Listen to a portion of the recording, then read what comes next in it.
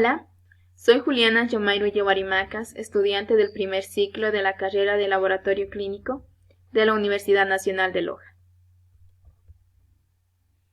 En esta ocasión voy a explicar sobre una patología que afecta al sistema circulatorio y cómo las leyes de la física aportan significativamente para entender esta enfermedad.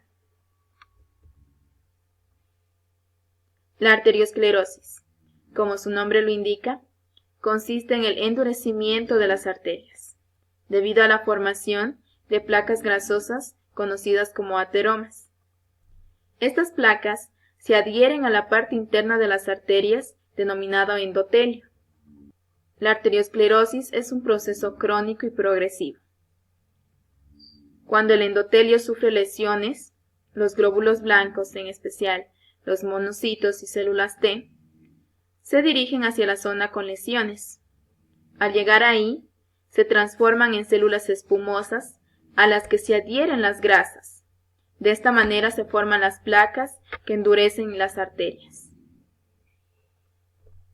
Las causas de la arteriosclerosis. Entre las principales causas que provocan esta enfermedad tenemos la hipertensión arterial. Consiste en la elevada presión arterial. Tenemos dos tipos de presiones arteriales en nuestro cuerpo: la presión arterial máxima o siastólica y la presión arterial mínima o diastólica. Una persona se considera hipertensa cuando posee niveles iguales o mayores a 140 milímetros de mercurio como una presión máxima o siastólica y la presión mínima de 90 milímetros de mercurio. Entre otras causas que producen la arteriosclerosis tenemos el elevado nivel de colesterol. Existen dos tipos de colesterol: el LDL, considerado colesterol malo, y el HDL, considerado colesterol bueno. Cuando los niveles de LDL superan a los niveles del colesterol bueno, una persona es propensa a desarrollar ataques cardíacos. La diabetes. La diabetes consiste en elevada concentración de azúcar en la sangre debido a la deficiencia de insulina. Los triglicéridos altos provocan también la arteriosclerosis. Los triglicéridos es un tipo de grasa que se encuentra en la sangre. Cuando los niveles de estos aumentan, una persona tiende a desarrollar enfermedades que afectan al sistema circulatorio principalmente. Entre otras causas tenemos las infecciones debidas a bacterias o virus, como por ejemplo el citomegalovirus. Podemos observar en la imagen la estructura de una arteria. En la parte interna, también denominada endotelio, en esta zona se van a adherir estas placas grasosas denominadas ateromas. En esta imagen se puede observar mejor las placas. Estas a su vez obstruyen el flujo sanguíneo, es decir, ya no pasa tanta sangre por esta arteria. Las consecuencias de la arteriosclerosis. Esta enfermedad produce consecuencias letales en nuestro cuerpo. Entre las principales tenemos las enfermedades de las arterias coronarias.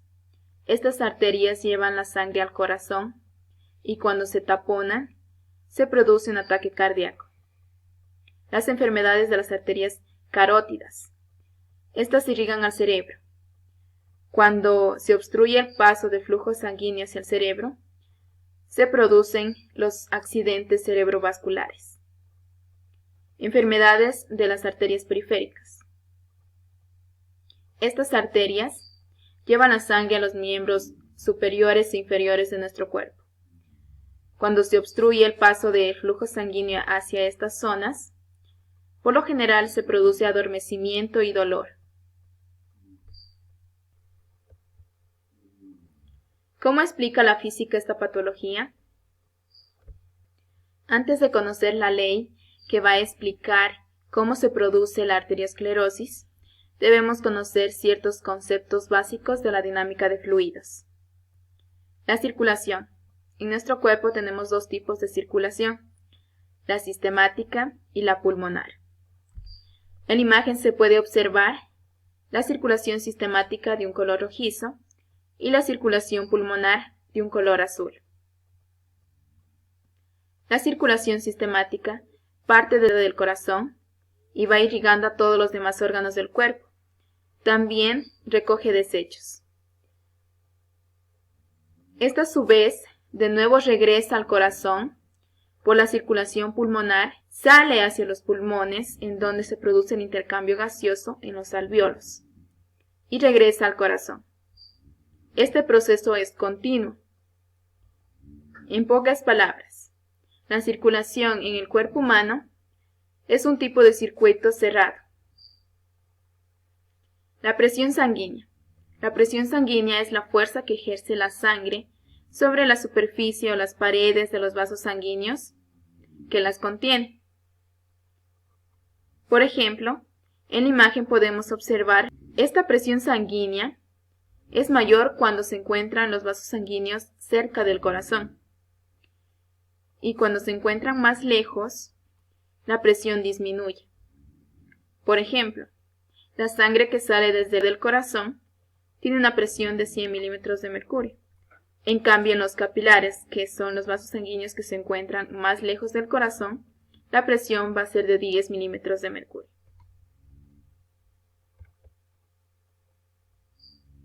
El flujo sanguíneo. El flujo sanguíneo en sí es la cantidad de volumen de sangre que circula por cierto vaso sanguíneo en una unidad de tiempo.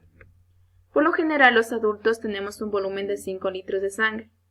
Este volumen es constante, excepto si es que ocurren accidentes y si la pérdida de sangre es muy significativa, se necesita una donación, debido a que nuestro cuerpo no reacciona produciendo inmediatamente tanta cantidad de sangre que se perdió.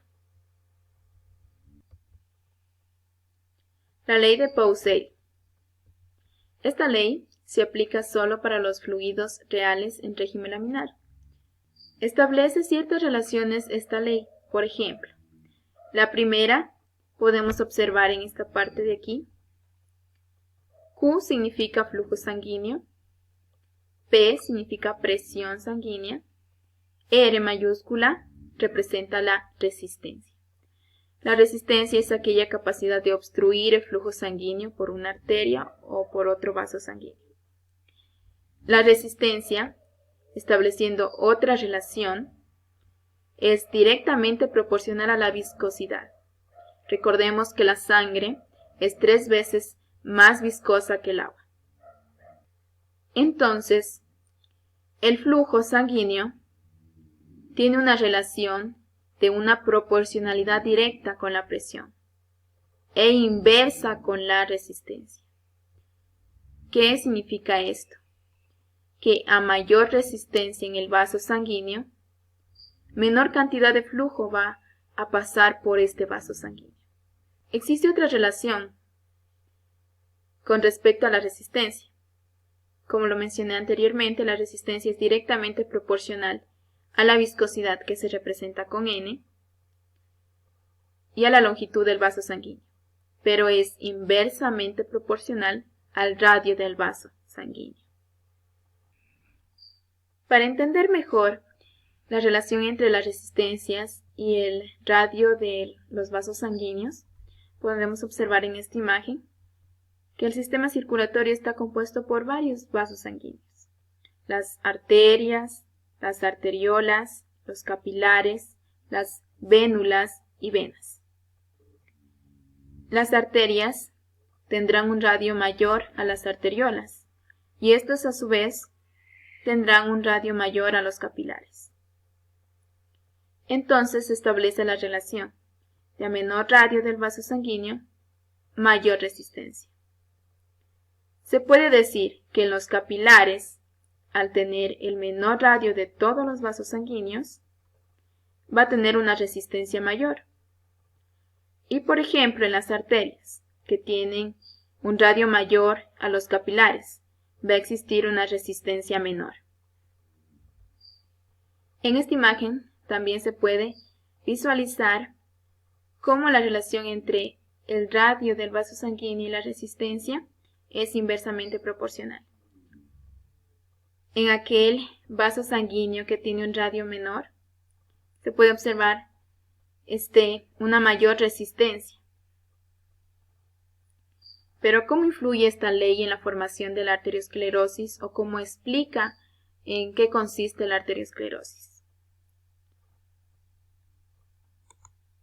Tenemos que recordar que la arteriosclerosis se daba por la formación de placas grasosas en las arterias. Podemos observar aquí las arterias, las placas que se forman y cómo con el paso del tiempo va generándose más cantidad de placa grasosa, lo que produce que el radio disminuya. El radio del vaso sanguíneo disminuye y la resistencia aumenta. Llega un punto en el que toda esa placa grasosa cubre todo o tapona totalmente la arteria, lo que provoca una resistencia total, es decir, el flujo sanguíneo se obstruye por completo.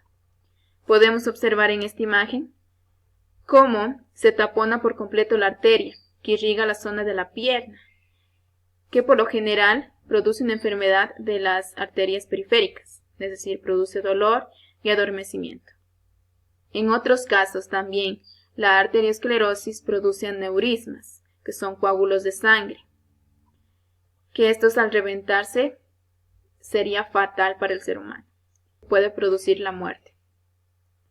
Esta enfermedad es silenciosa, lo que la hace también muy peligrosa porque nosotros no podemos observar qué arteria de nuestro cuerpo está taponada o qué arteria de nuestro cuerpo está comenzando a generar estas placas grasosas.